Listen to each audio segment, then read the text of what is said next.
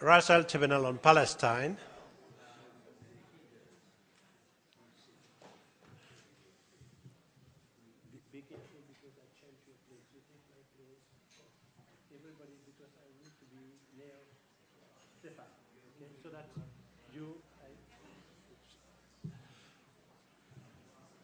Merci de bien vouloir prendre vos places, de vous asseoir.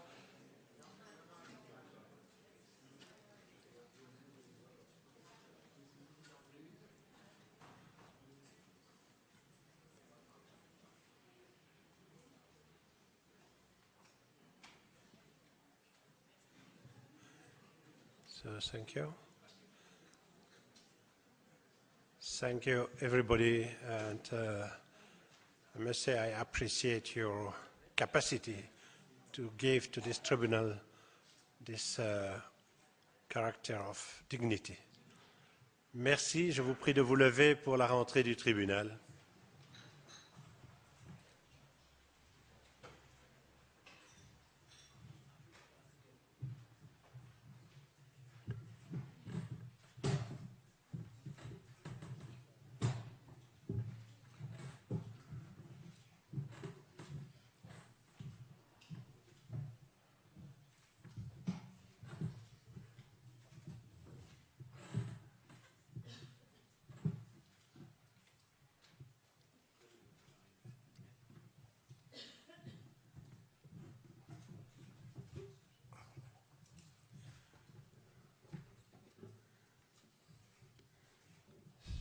Merci beaucoup. Thank you very much. You can sit. And this session will be chaired by Ambassador de France, Stéphane Hessel.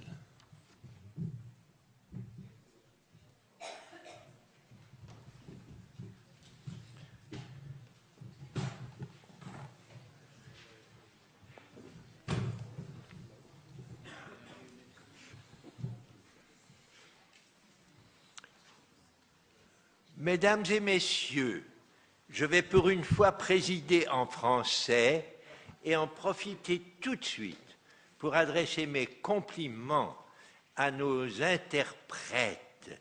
Elles vont avoir maintenant la tâche de me faire comprendre à tous ceux qui, par hasard, ne comprennent pas le français exceptionnellement et qui ont besoin de suivre dans la langue du pays où nous nous trouvons.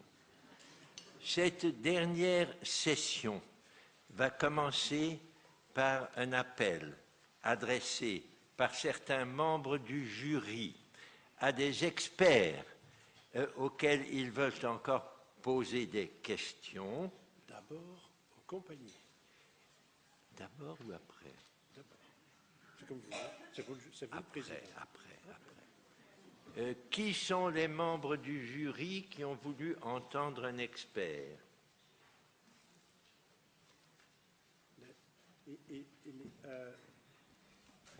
Dear Chair, there are two persons that we are willing to listen to. One was Mario Franzen, expert on Dexia. Est-ce que M. Franzen a la gentillesse de revenir à la tribune? Merci.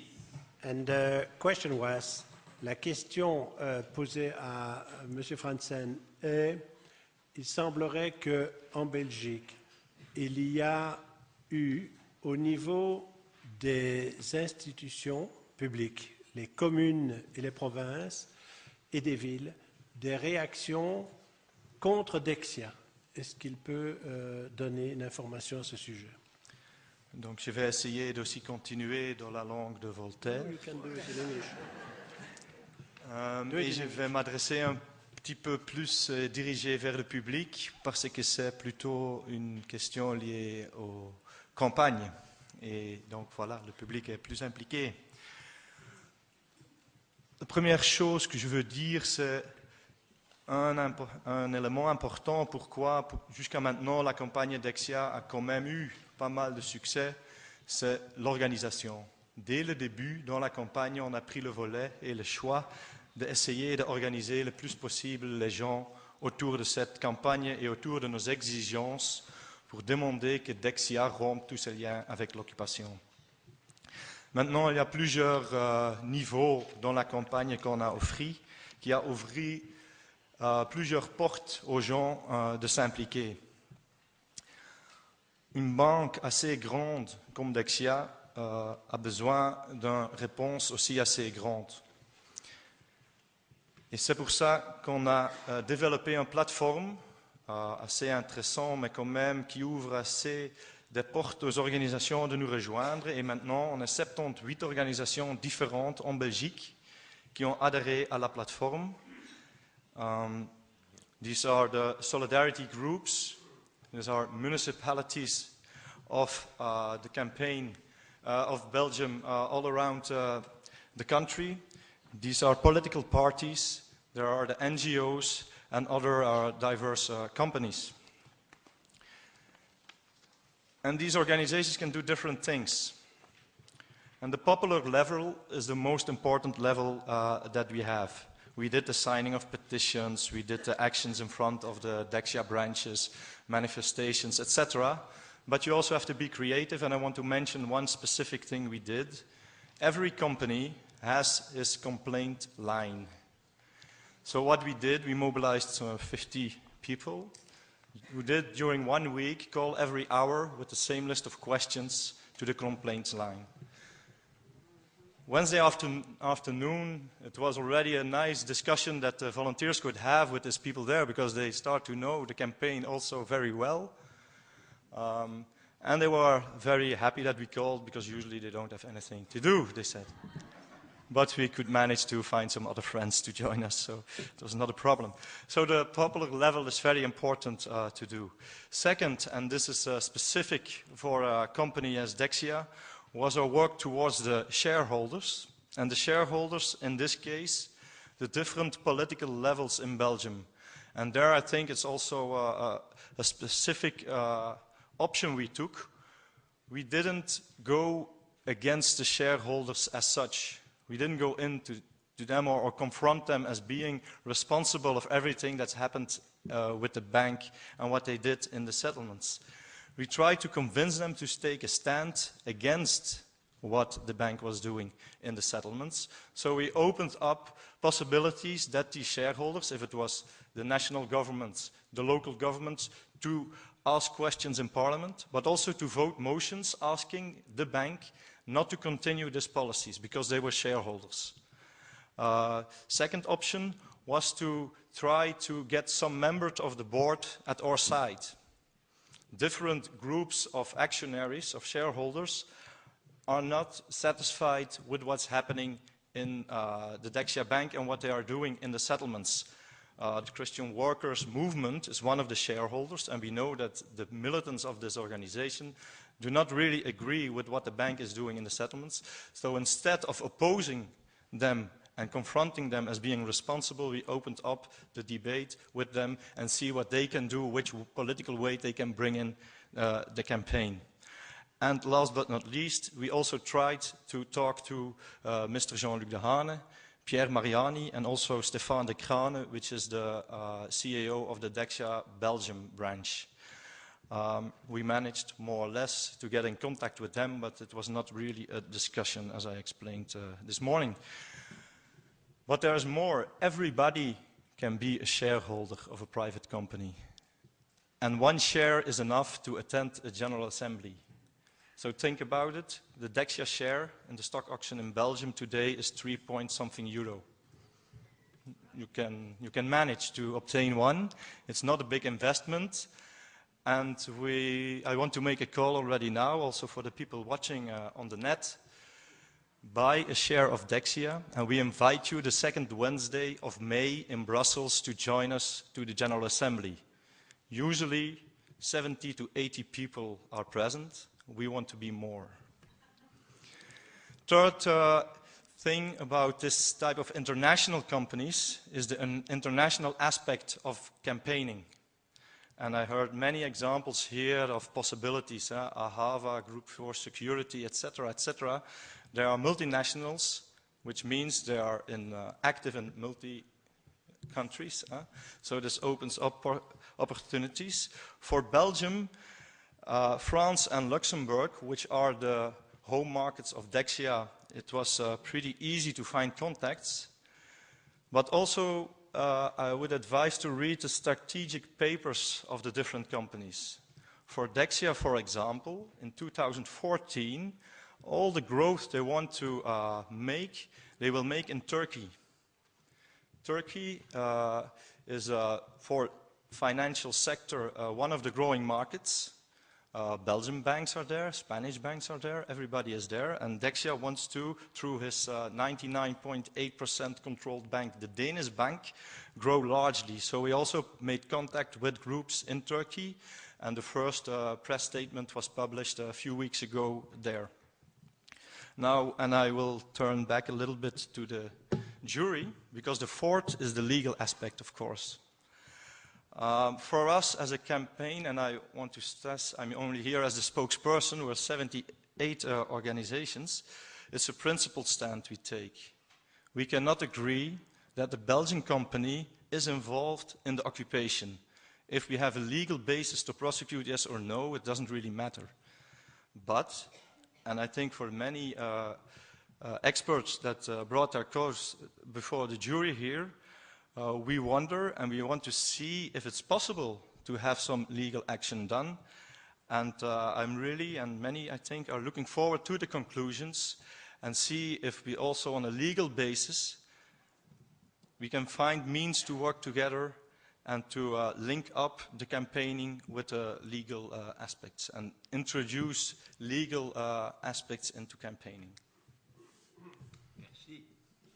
Je me tourne maintenant vers mon voisin. Quel est le prochain expert que nous souhaitons entendre? Monsieur John Hillary, Executive Director of Warlords. Est-ce que Monsieur John Hillary a la gentillesse de venir? Merci.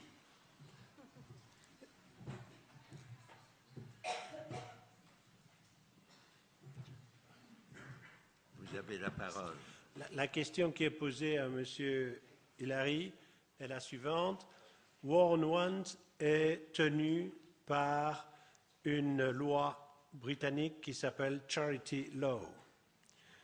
Et malgré tout, nous avons entendu aujourd'hui que le directeur de War on Want a pris des positions extrêmement précises sur des sujets qui sont d'ordre d'éthique et de politique. Et nous sommes étonnés de voir que beaucoup d'ONG anglaises se protègent derrière le Charity Law pour ne pas s'engager aux côtés du droit du peuple palestinien, ce qui peut expliquer quelle est cette différence. Volontiers, je vous remercie pour la question. Et Monsieur le Président, j'espère que cela ne vous gênera pas si je réponds en anglais. Et je vous en prie. Je pense que ça sera plus facile pour moi et moins douloureux pour les francophones. So, in terms of the question and the issue of charity law as it applies to War on Want, we are a charity, and for those who do not come from the UK, this brings certain advantages in terms of tax and benefits that we can take donations from members of the public and augment those donations by 28% through a certain aspect of UK law.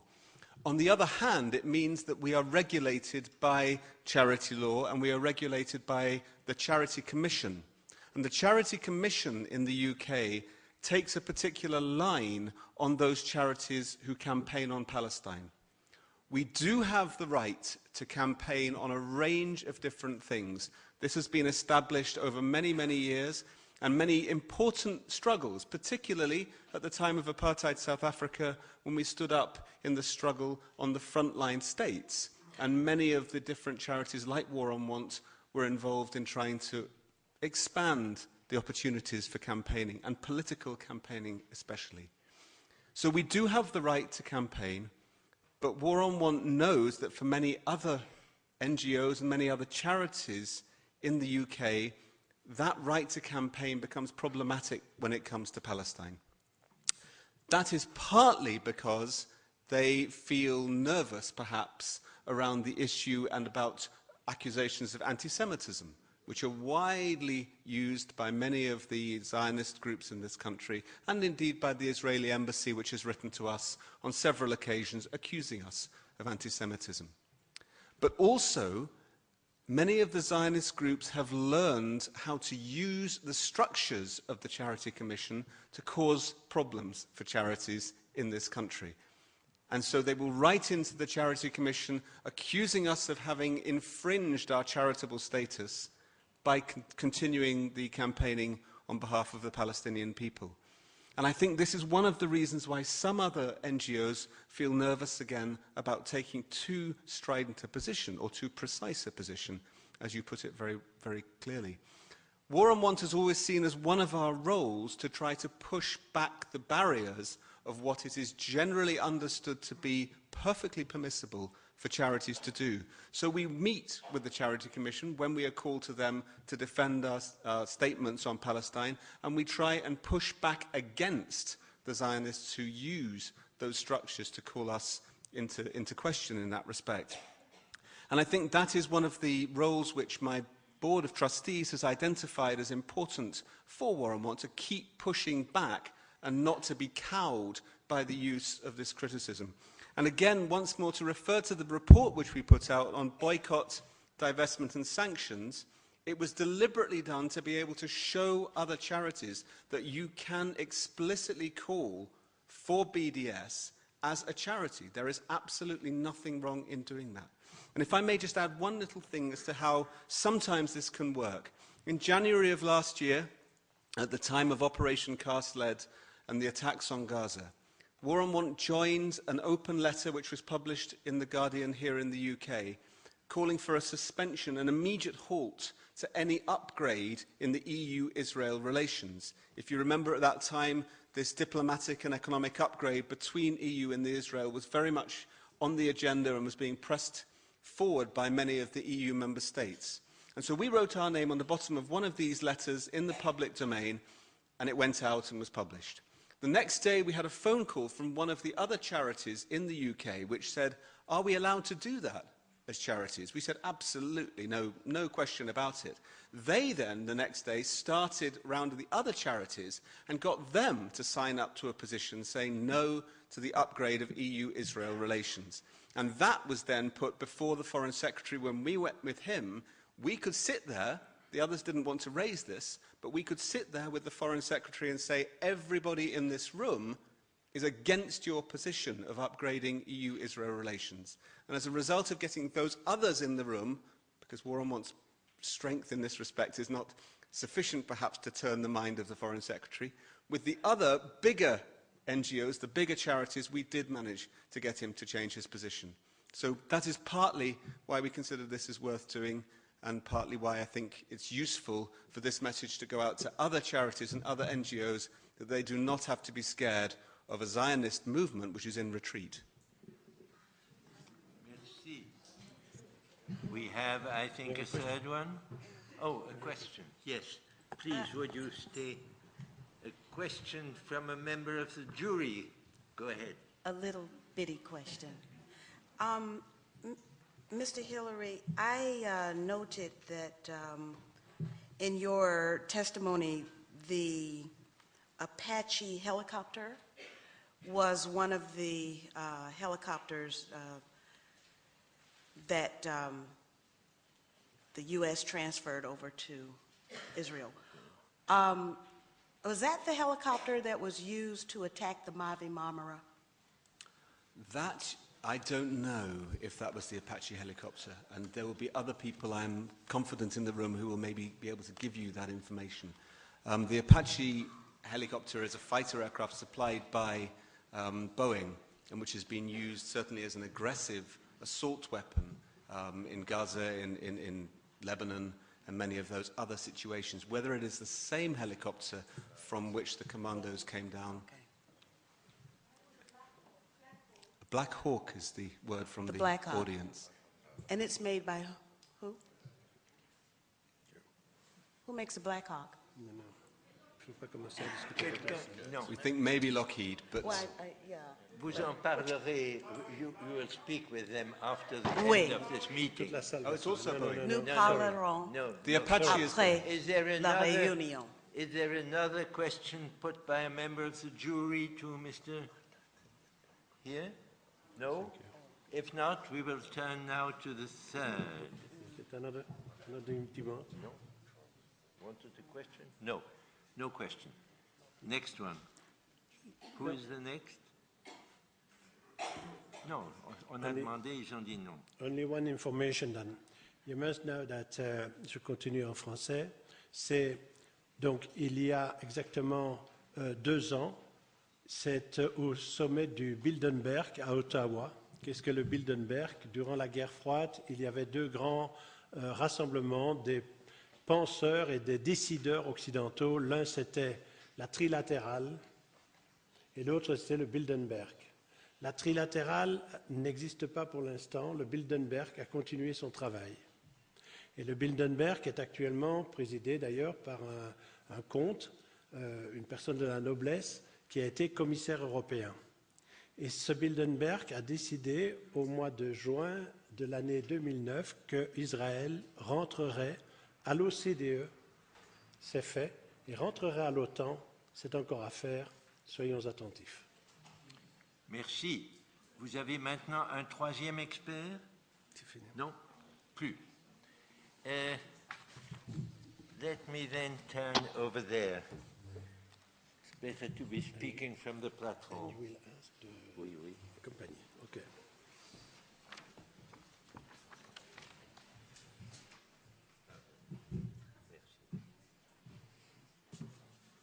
Premièrement, nous avons reçu des différentes corporations auxquelles nous avons adressé nos questions. Nous avons reçu 3 réponses. 3 réponses, vous vous en souvenez. Je vais demander peut-être à Pierre Galland, notre coordinateur, de nous dire quelles sont ces 3 compagnies qui ont apporté une réponse. Monsieur Galland. La réponse la plus importante, c'était le fonds de pension PFZW de Hollande. Et puis, les autres réponses que nous avons reçues venaient d'une part de Veolia et venaient ensuite de la firme... je ne l'ai pas ici. No, that's visit FZ3 and G4 Security. Et ce que nous n'avons pas dit, Monsieur le Président, et ce que nous n'avons pas eu l'occasion de présenter, c'était, nous avons aussi reçu une lettre d'un 4e intervenant, c'était le président de la Commission européenne.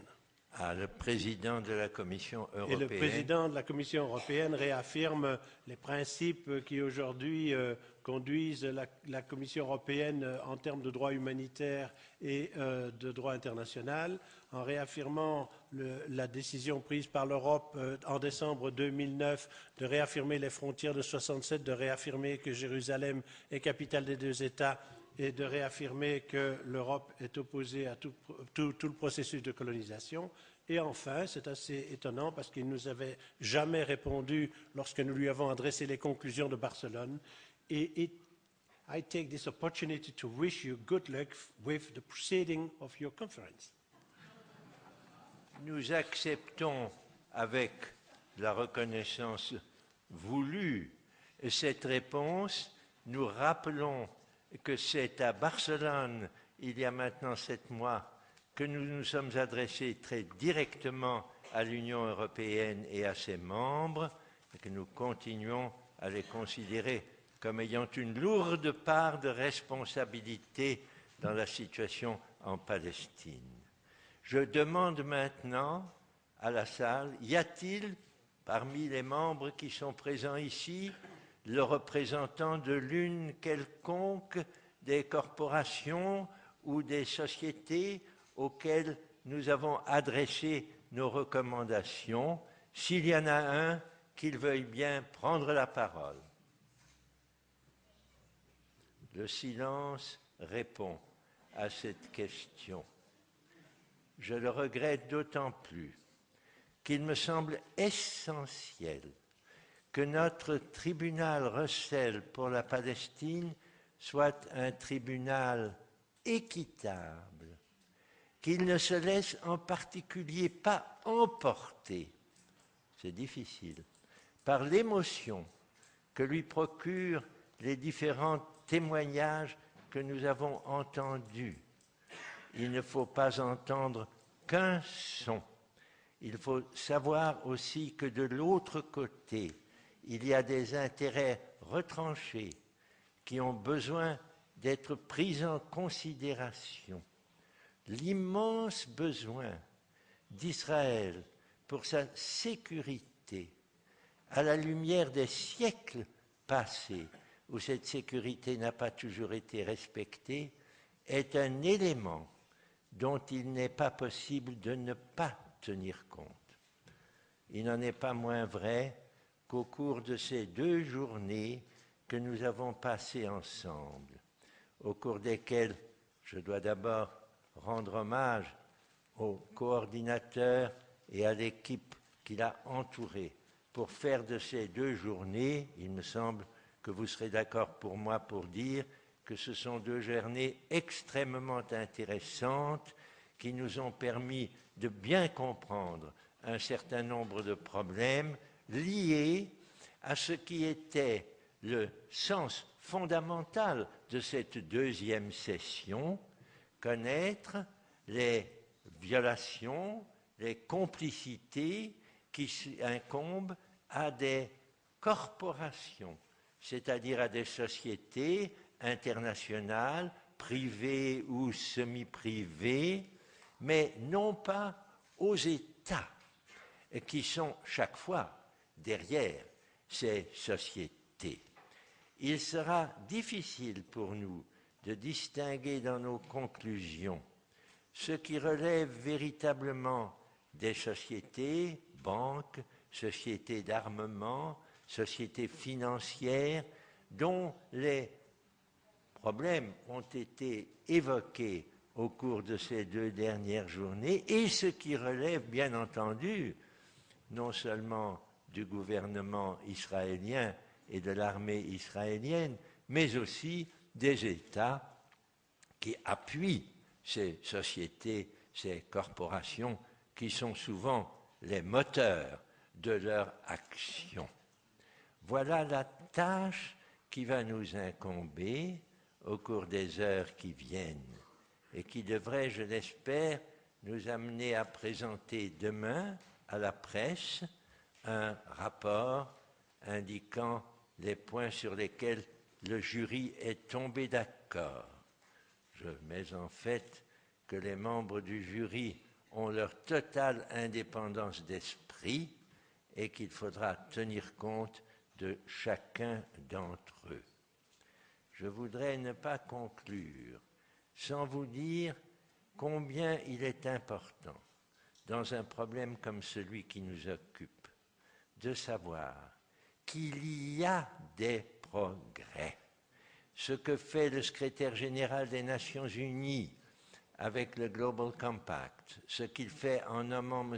Roger représentant spécial pour les problèmes de droits de l'homme dans les grandes sociétés, ce sont des amorces.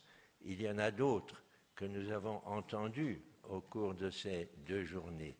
Mais ces amorces n'ont de chance de devenir demain des réalités, c'est-à-dire de vrais progrès pour la protection du peuple palestinien et son accession à un État auquel il a droit comme tous les peuples, que si chacune et chacun d'entre nous utilise son énergie pour aller là où il y a de l'espoir, notamment pour soutenir cette grande opération, le BDS, Blocus, Désinvestissement, Sanctions, qui est maintenant reconnu au plan international comme légitime et qu'aucun gouvernement devrait pouvoir considérer comme une atteinte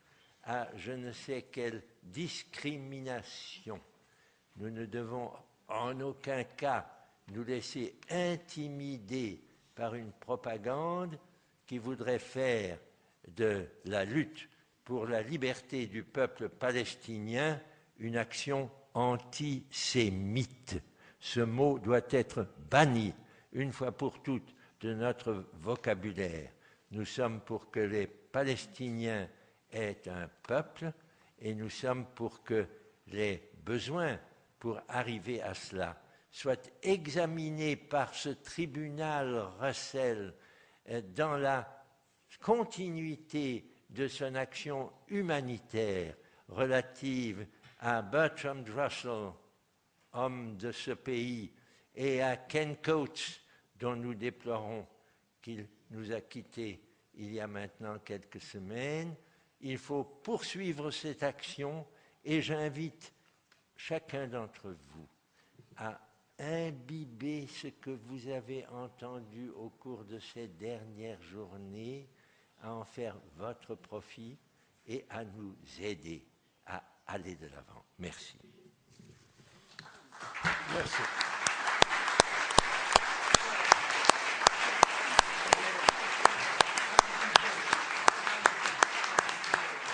Merci. Merci au président du tribunal pour ces paroles très engageantes pour ce que nous avons fait. Alors vous devez savoir que nous terminons donc cette deuxième séance d'audition du tribunal et que le jury va se retirer. Le jury va se retirer et d'ici 1h30, il va rentrer en séance pour tirer les conclusions de cette session. Et vous avez appris donc par le président que demain à Amnesty, nous sommes accueillis pour rencontrer la presse et faire connaître les conclusions du tribunal. Nous allons très vite aussi vous faire connaître ces conclusions parce que nous pensons qu'elles peuvent aider chacun d'entre nous dans le travail que nous faisons pour faire en sorte que nous vivions dans un monde de justice et de reconnaissance des droits de chaque peuple à vivre dans la dignité, dans l'indépendance. Et c'est Amnesty, oui.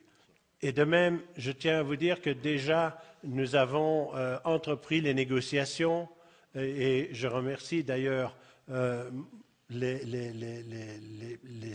amis qui sont ici et qui viennent d'Afrique du Sud parce qu'effectivement, nous tiendrons la 3e session du tribunal Russell sur la Palestine, sur un thème précis qui est « Est-ce que le crime d'apartheid est applicable aujourd'hui à Israël ?» Cette session aura lieu durant l'année 2011. Nous ne pouvons pas encore vous donner les dates exactes, mais nous sommes convaincus que le travail que nous avons engagé doit se poursuivre et que cette 3e session aura bien lieu. Soyez-en convaincus. Nous demandons effectivement, dès cet instant, que l'ensemble des comités nationaux qui nous ont aidés jusqu'à présent, d'abord, fassent un travail pour faire connaître les résultats de cette 2e session et fassent le travail qui a permis de faire en sorte que nous puissions nous réunir ici aujourd'hui. C'est sur base de l'effort citoyen que ce tribunal peut exister. C'est sur base de l'effort citoyen que ce tribunal continuera à exister. Je vous remercie pour votre présence et je vous souhaite un bon travail pour le futur de vos actions en tant qu'experts, en tant que témoins, en tant que comités nationaux, en tant qu'associations, en tant qu'ONG, pour faire en sorte que nous créions petit à petit ce vaste mouvement citoyen qui a permis à l'époque d'être aux côtés du peuple d'Afrique du Sud et avec les syndicats, avec les églises, avec les grandes associations et les grandes ONG, d'aboutir à mettre fin à ce qui est vraiment aujourd'hui un crime contre un peuple. C'est le crime de lui priver d'avoir droit à sa liberté, d'avoir droit à son État. Je vous remercie. Et merci à tous les membres du jury.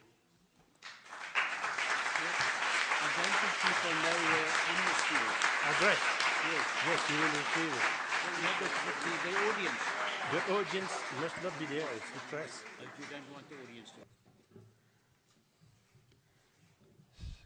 Merci beaucoup. Thank you very much. You can sit. And this session will be chaired by Ambassador de France, Stéphane Hessel.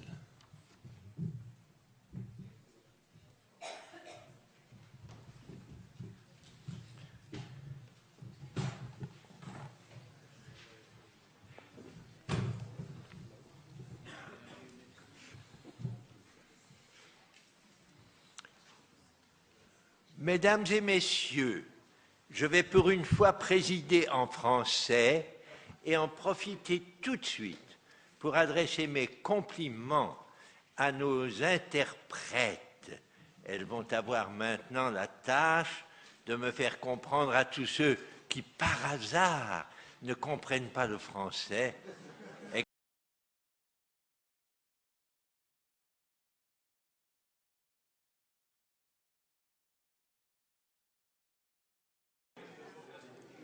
Russell Tribunal on Palestine.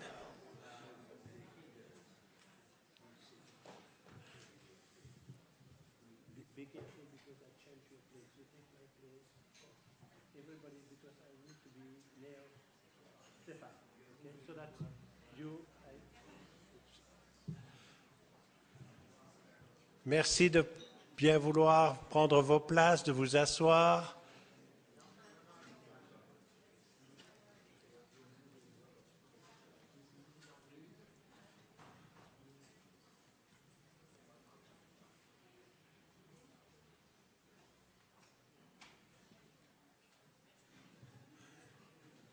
Thank you. Est-ce que M. Franzen a la gentillesse de revenir à la tribune? Merci. And the question was, la question posée à M. Franzen est, il semblerait qu'en Belgique, il y a eu au niveau des institutions publiques, les communes et les provinces et des villes, des réactions contre Dexia. Est-ce qu'il peut donner une information à ce sujet?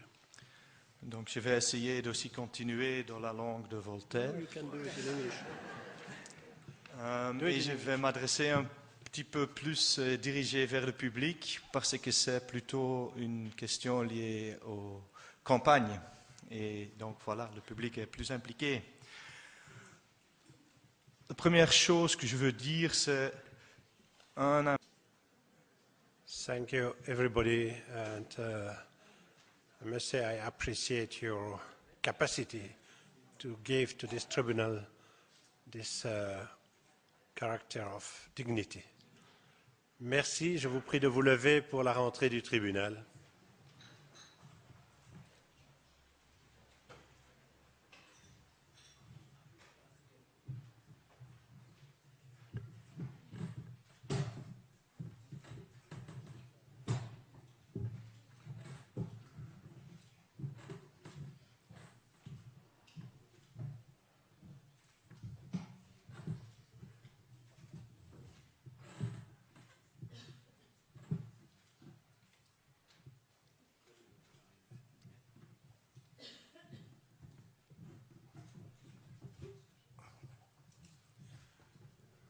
Exceptionnellement et qui ont besoin de suivre dans la langue du pays où nous nous trouvons.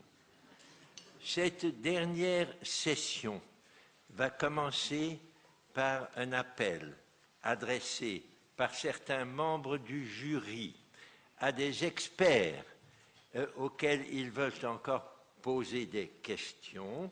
D'abord aux compagnies. D'abord ou après? C'est comme vous, c'est vous le président. Après. Qui sont les membres du jury qui ont voulu entendre un expert?